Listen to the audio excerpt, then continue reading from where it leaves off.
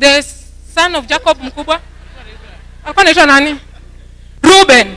Nani mkubwa kwa watu wote? Eldongera. Ndio alikuwa first born.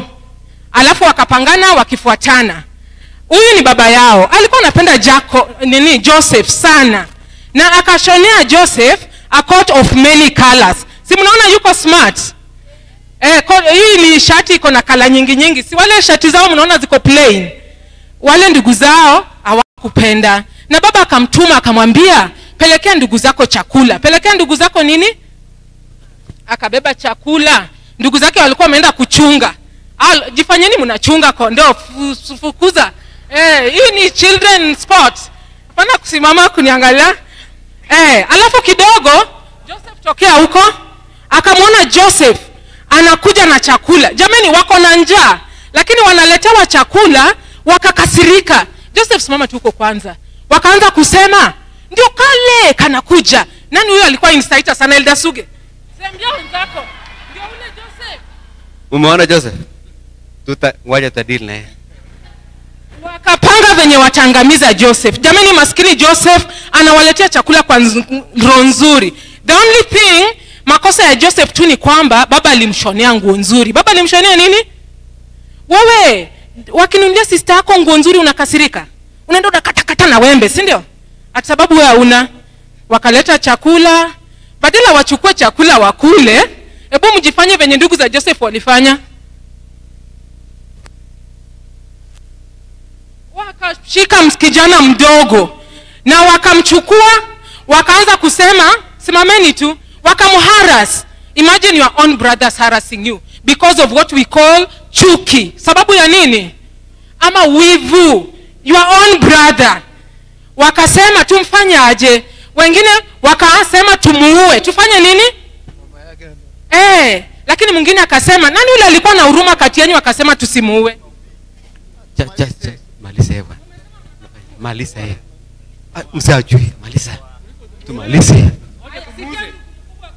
Kuliko tumuue, waje tumuuze tupate fedha tukule.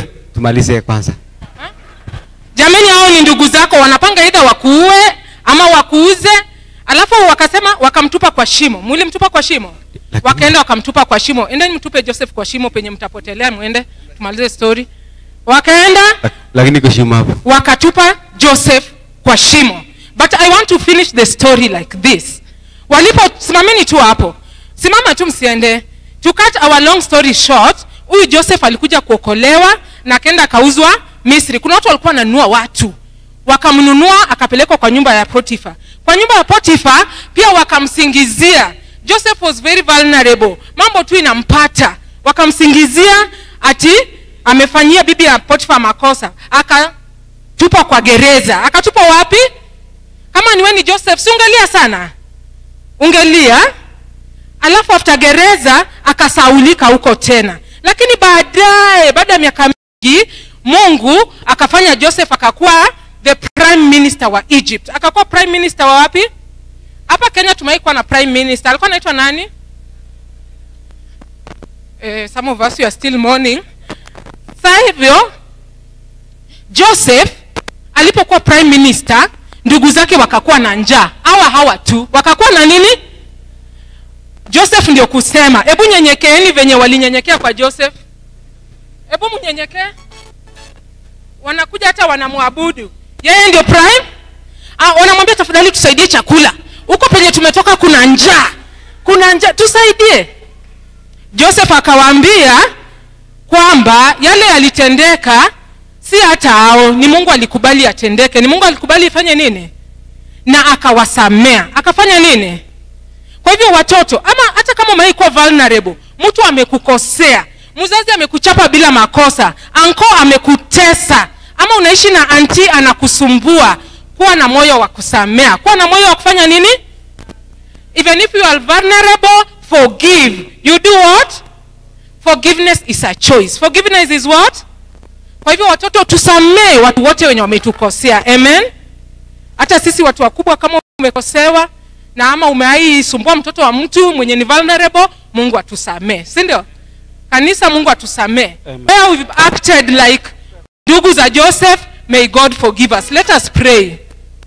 Father, we thank you for the children's story. As your servant pastor is going to emphasize on this topic, may your spirit use him in a very special way.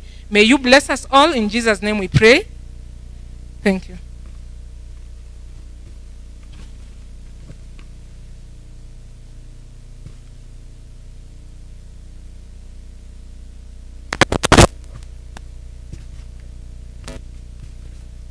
Happy Sabbath. Happy day.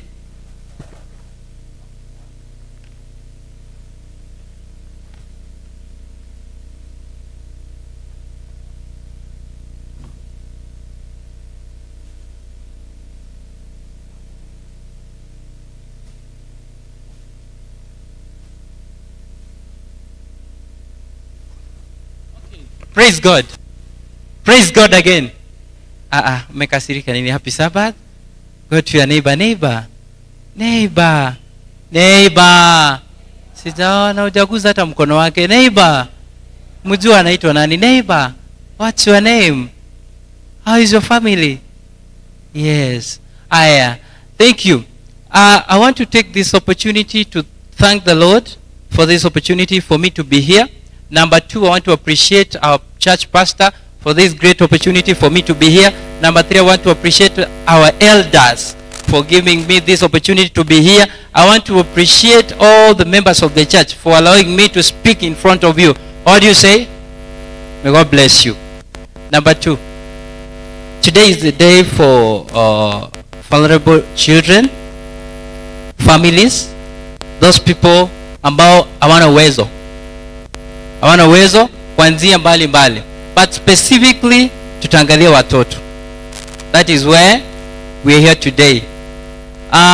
As you go around the world, kuna groups mbili ambazo zinateseka sana. Group ya kwanza ni Group ya kwanza Group ya kwanza